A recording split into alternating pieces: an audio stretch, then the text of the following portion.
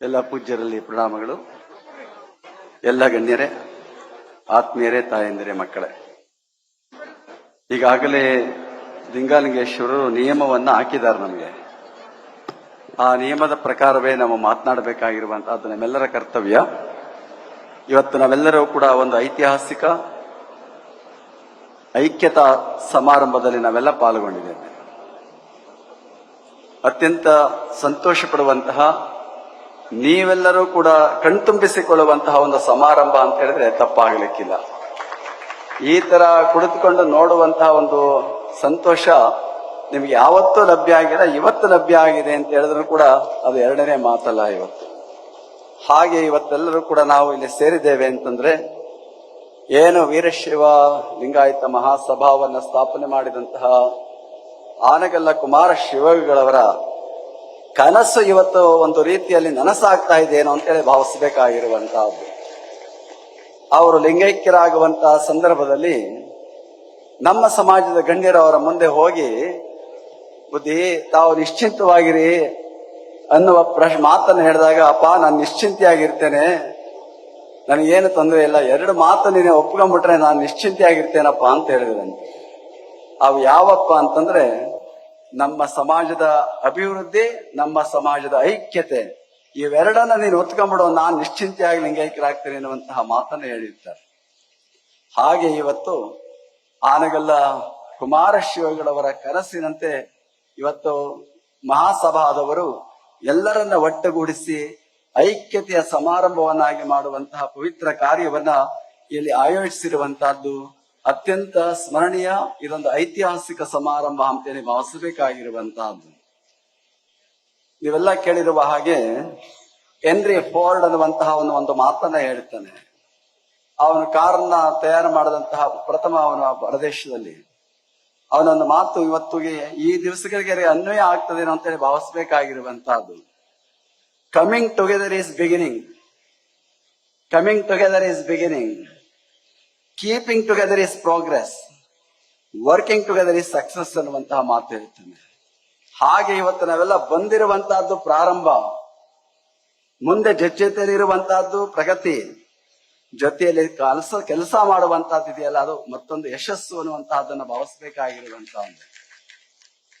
ಹಾಗೆ ಇವತ್ತು ನಾವೆಲ್ಲರೂ ಕೂಡ ನಮ್ಮ ಏನೇ ಸಮಸ್ಯೆಗಳಿದ್ರು ಅವನ್ನೆಲ್ಲ ಬದಿಗೊತ್ತಿ ನಾವು ಹೇಗಿರಬೇಕಪ್ಪ ಅಂದ್ರೆ ಒಂದಾಗಿದ್ದೇವೆ ಅನ್ನುವಂತ ಭಾವನೆಯ ಸಂದೇಶ ಇವತ್ತು ಜಗತ್ತಿಗೆ ಬೇಕಾಗಿರುವಂತಹದ್ದು.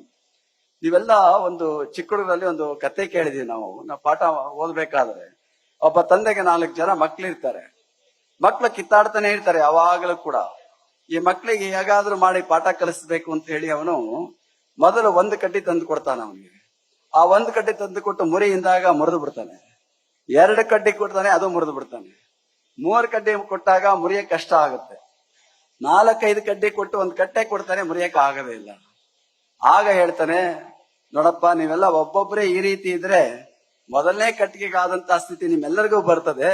ನೀವೆಲ್ಲ ಒಟ್ಟಾಗಿದ್ರೆ ಯಾರೋ ನಿಮ್ಮನ್ನ ಮುರಿಯಕ್ ಆಗೋದಿಲ್ಲ ಅನ್ನುವಂತಹ ಮಾತಿದೆ. ಹಾಗೆ ಇವತ್ತು ನಾವೆಲ್ಲರೂ ಕೂಡ ಅವರೆನ್ನದೆ ಇವರೆನ್ನದೆ ಎಲ್ಲರೂ ಕೂಡ ನಮ್ಮವರೇ ಅನ್ನುವ ಭಾವನೆಯೊಂದಿಗೆ ನಾವೆಲ್ಲ ಒಟ್ಟಾಗಿ ಇದ್ದುವಂತಹ ಒಂದು ಪರಿಸ್ಥಿತಿ ಇವತ್ತು ನಮ್ಮೆಲ್ಲರಿಗೂ ಕೂಡ ನಿರ್ಮಾಣ ಆಗಿರುವಂತಹದ್ದು.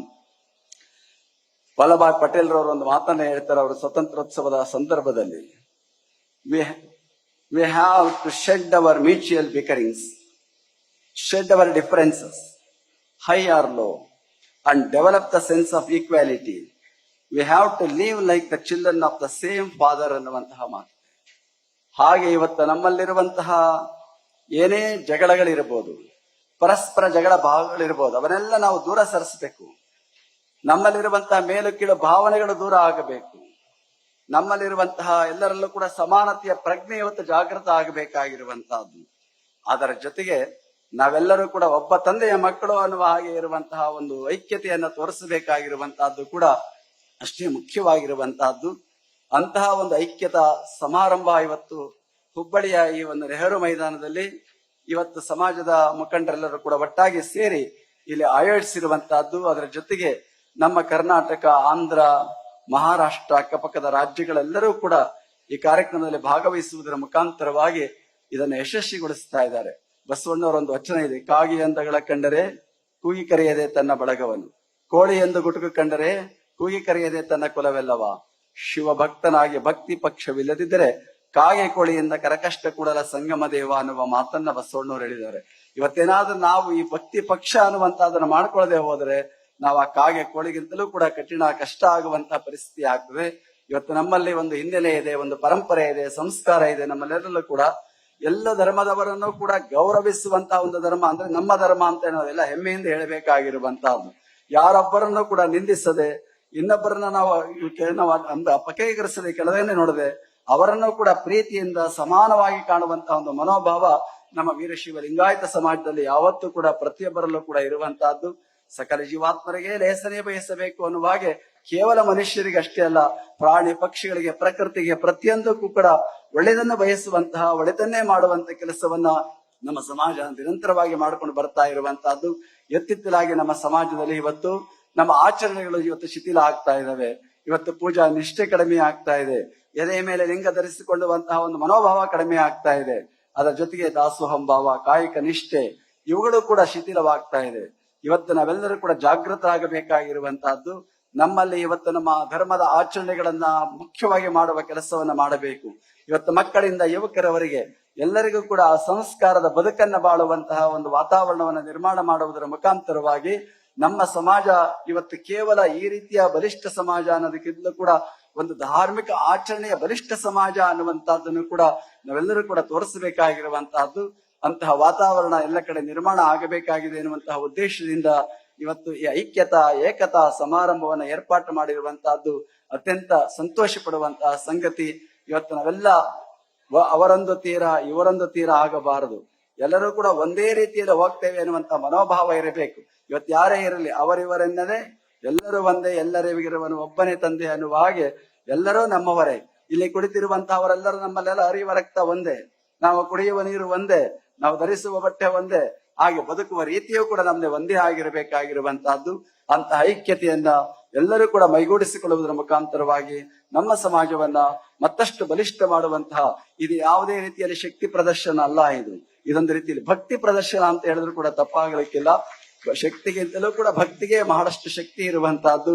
ಇಂತಹ ಒಂದು ಭಕ್ತಿಯ ಪ್ರದರ್ಶನದ ಒಂದು ಸಮಾರಂಭದಲ್ಲಿ ಪಾಲ್ಗೊಂಡು ಈ ಒಂದು ಕಾರ್ಯಕ್ರಮದಲ್ಲಿ ಭಾಗವಹಿಸಿರುವುದಕ್ಕೆ ಅತ್ಯಂತ ಸಂತೋಷವಾಗಿದೆ ಎನ್ನುವಂತಹ ಭಾವನೆಯ ಮಾತುಗಳನ್ನು ಹೇಳ್ತಾ ಈ ಒಂದು ಕಾರ್ಯಕ್ರಮ ನಡೀತಾ ಇದೆ.